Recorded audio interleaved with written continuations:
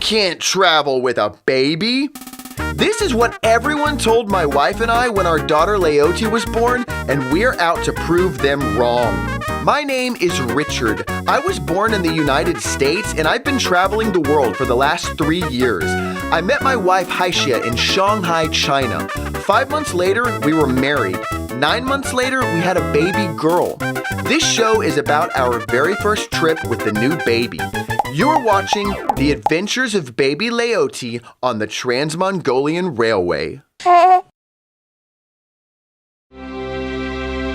The Yaroslavsky railway station in Moscow, Russia is a place of big dreams. It's the western terminal station for the Trans-Siberian Railway, and it has served as a starting point for wide-eyed adventurers and train enthusiasts from all across the world for well over 100 years. It was first opened in 1862 and rebuilt several times during the 20th century. Yaroslavsky is the most frequented terminal station in Moscow, with 11 platforms and 16 tracks that serve roughly 300 pairs of trains on a daily basis. Right now, it's about 15 minutes to midnight, and we are finally boarding the train after a long day of wandering around Moscow with a fussy baby. Where are we going to put the bags? Yeah, that's all. We have too many bags. Let's see if there's a closet. Is this a closet? Oh, it's for clothes. This is the worst closet ever. Look how small it is.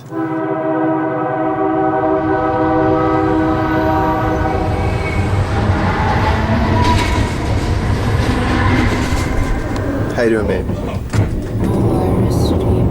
You're sleepy?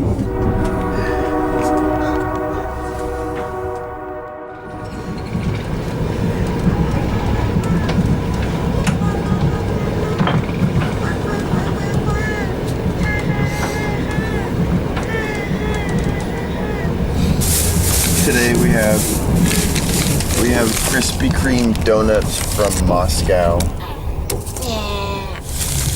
Also, we have half a pack of extra large Twix candy bars, some instant coffee. This is the breakfast of champions.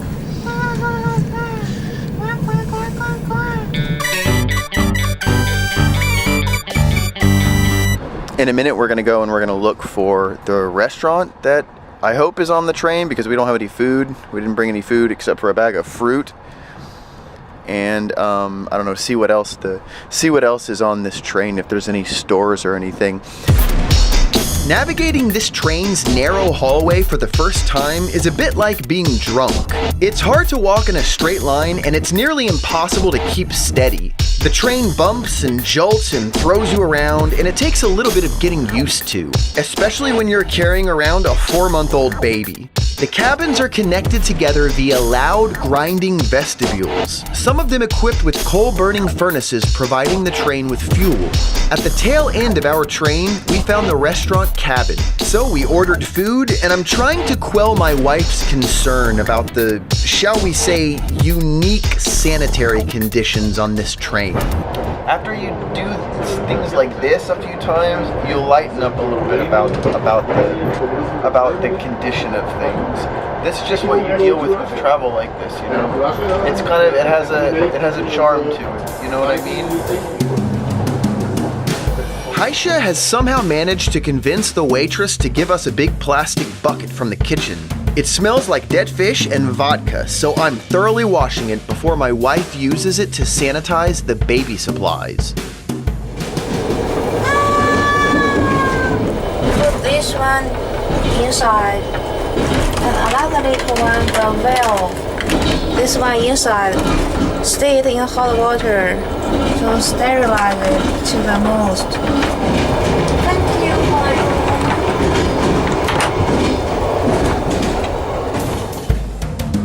Today we traveled about 1,000 miles through Vladimir, following Volga, the longest river in Europe, and then into Kirov, then Perm, before finally reaching the boundary between Europe and Asia at nightfall.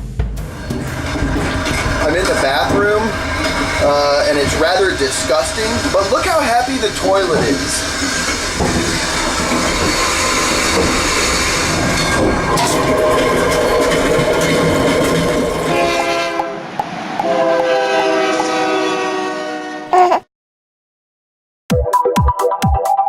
This morning, we woke up in Siberia. Now, the Trans-Siberian Railway trains make a lot of stops throughout the journey, and some stops are longer than others. There's a timetable posted to the wall in each cabin so we can keep up with when and where the train will stop and for how long. And a 10-minute stop is a great time to hop out and clean the outside of your room's window so you can have a better view. It was during this cleaning of the windows that we got to meet some of our fellow travelers. Did you hear her crying this morning? You hear this one? Babies are babies, they have to cry, don't they? Anyone who's ever been to a backpacker bar or a hostel knows that one of the best things about traveling is being able to meet new people and swap stories. Most vagabonds love to brag about their adventures, and our next-door neighbors on this train are no exception. My name is Kate Conroy, and I'm from the UK, and I met my friend Alex in Bangladesh. Yeah, so I'm Alex. I'm also based in London. We live around the corner from each other. We've known each other a long time now. We met 2007 in Bangladesh.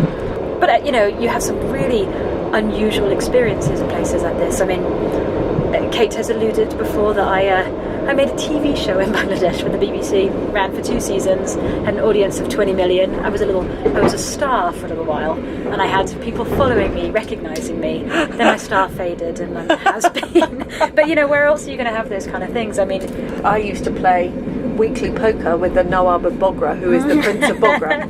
Yeah, he's the Prince of Bogra. His father was was an ex-president of Pakistan, and he obviously we were kind of working in the same town as him in northwest Bangladesh, and he was like, oh, there's foreigners, he wanted to have that kind of engagement because he's got hundreds of people working for him, but he wanted a different kind of engagement, and so we used to go and play poker with him once a week, and it was really good fun. But those are would you ever go and play? Would I ever go and play poker with an oil baron in the States, in the deep south, and basically the equivalent of a multi-billionaire, be able to walk into his house just because I'm a Westerner? It's the end of the second day, and we've traveled another 1,000 miles or so, through more than a half dozen cities with names I'm not even going to attempt to pronounce.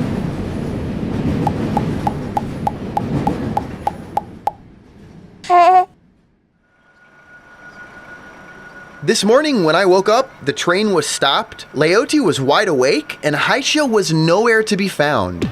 It turns out that she decided to wander around the railway station at Ulan Bator, an administrative district of Russia that has only been open to foreigners since 1991.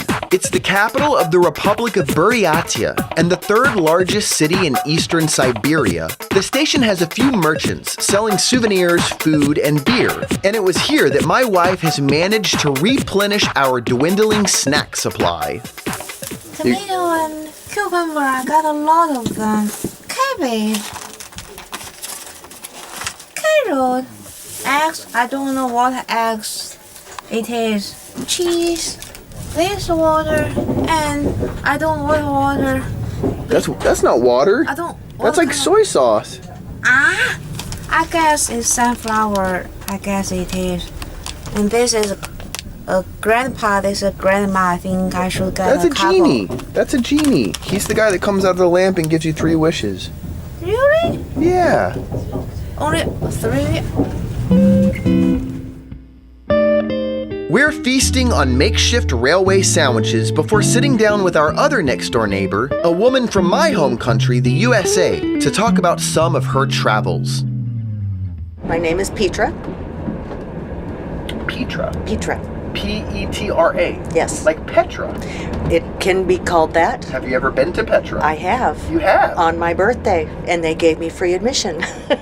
I started traveling in the year 2000, and I really didn't know I had an interest in travel until my mother died early, young, in her 50s, with a bucket list that long. And I decided I'm going to fill that bucket list, and I've been on the road traveling every year, at least once ever since. Started in Europe, like most Americans, doing the Ural Pass, riding around, and after my second year of travel is when I started expanding into Jordan, Egypt, Turkey. What is your favorite country? It's not a country, it's a continent, and that's Antarctica. And I tell you, I met God. I burst into tears, and I couldn't even take a picture for like 10 minutes because it was just... I went around the ship and with my notes to ask them, give me one word when you saw it. And nobody could give me good words because awesome, incredible, they're too small words. There's no word big enough to describe that moment when you set your eyes on the Antarctic continent.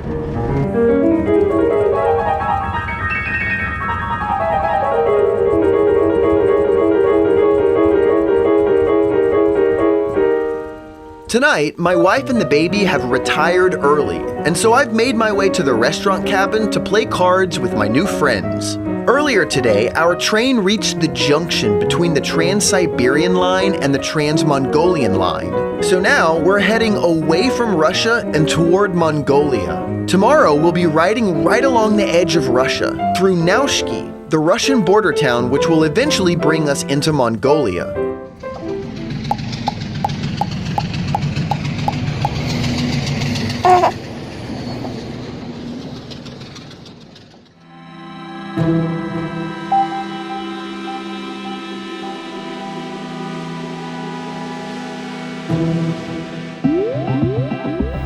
It is day 4 on the train. Hungover today. Too much vodka. Got a really bad headache.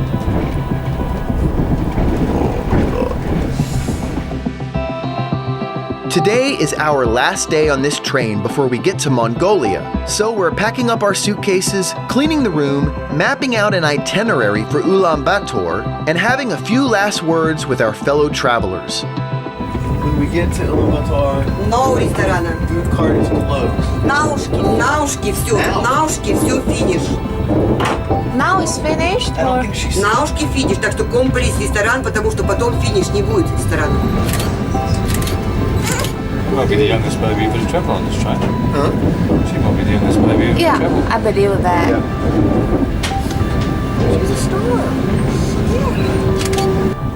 We just got past the Russian border and we are on our way to Mongolia now.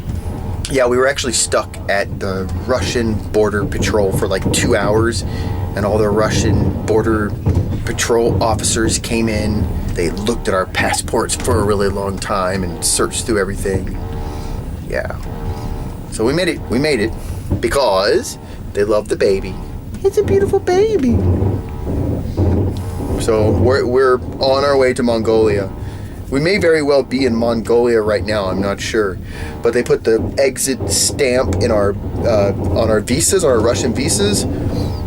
So if this train decided to stop and back up and go back into Russia, we'd be there illegally and they'd detain us and throw us in jail probably. So goodbye, Russia. Making friends on the road is weird because you only have enough time to catch a fleeting glimpse of someone else's life. Little snippets of their philosophies and motivations, just a superficial peek into what makes them tick. It's enough time to get a blurry snapshot of someone, but not nearly enough to have a clear image. And then you move on, and they move on. But that's life on the road, and it's time for us to move on now.